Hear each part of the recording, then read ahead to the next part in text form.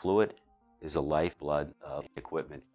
Hydraulic fluid keeps the flight controls working. Oil and other oil-wetted fluids keep our components cooled and operating sufficiently.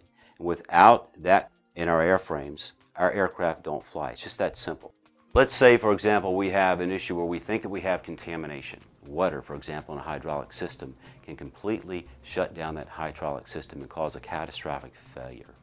That means we lose people and equipment. Contaminants that could be found are things such as water contamination, fuel dilution, coolant or glycol dilution, sand and dirt contamination getting into the system.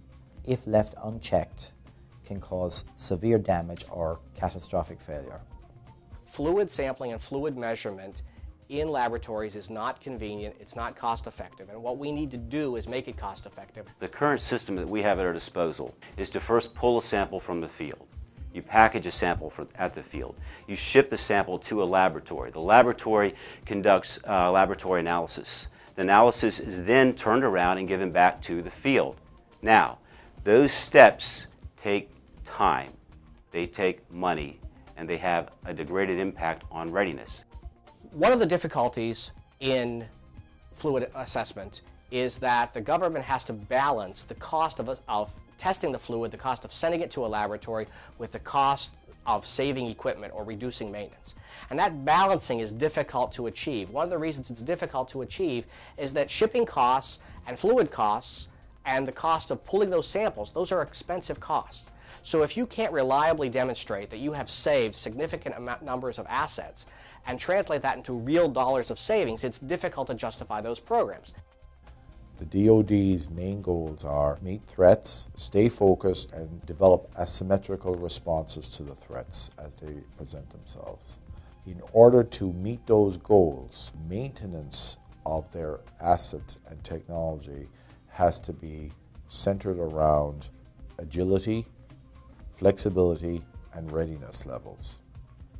And the approach that is most suited to meeting those goals is condition-based maintenance.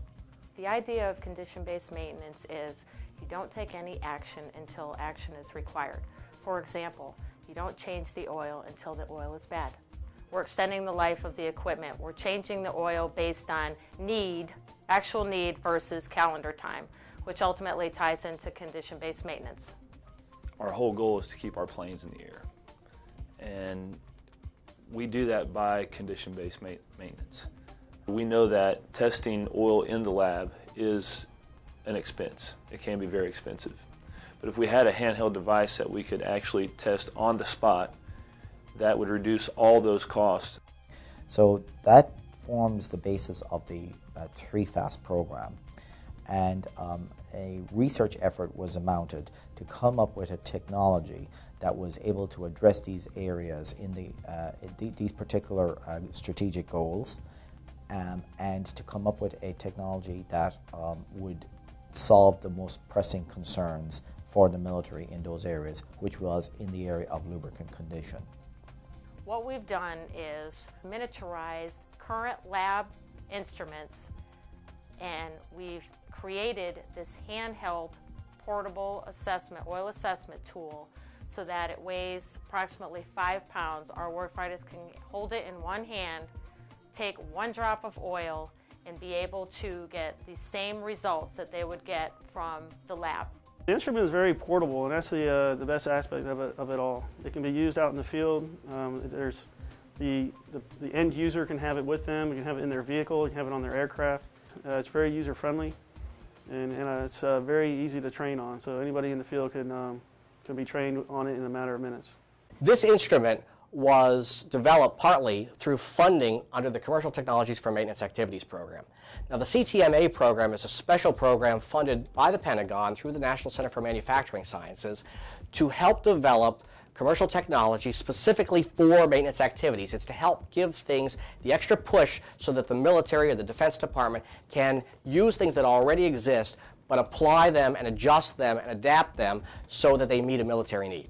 There's a real need to maintain legacy systems because there's a tremendous amount of equipment that has been in the field for a number of years and will continue to stay in the field for at least 15 years.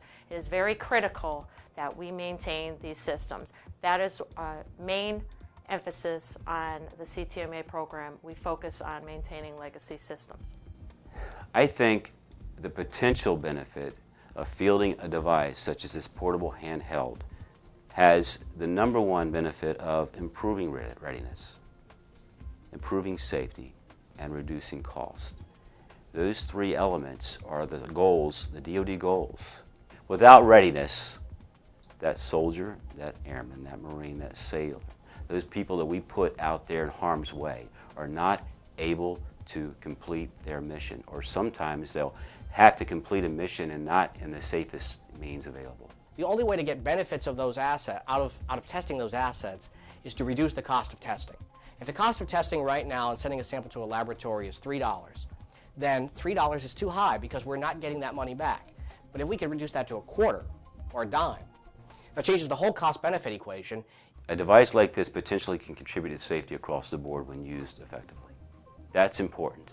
As we are giving the user, the person in the field trying to complete a mission, an opportunity to make a decision with a reliable, repeatable, good instrument so that we can carry on the fight.